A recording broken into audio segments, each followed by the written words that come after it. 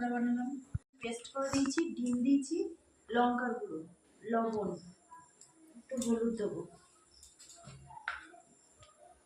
আর একটু গোলমরিচের গুঁড়ো দেবো, দিয়ে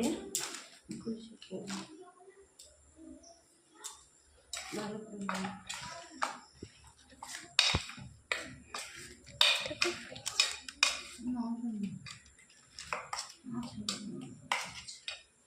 তারপরে একটু খাওয়ার সোডা দেবো,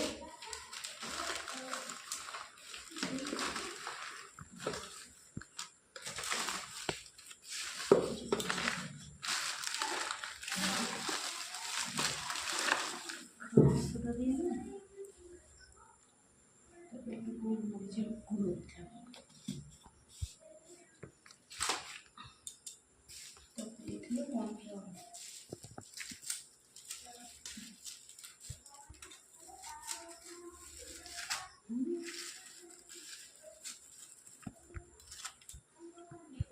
এবার ভালো করে মাখিয়ে 10-15 মিনিট রেখে দিতে হবে।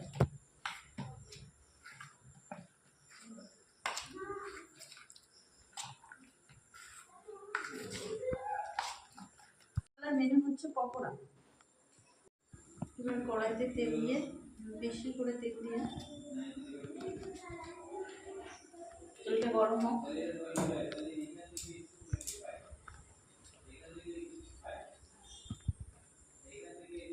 একে একে এগুলো ছাড়াবো।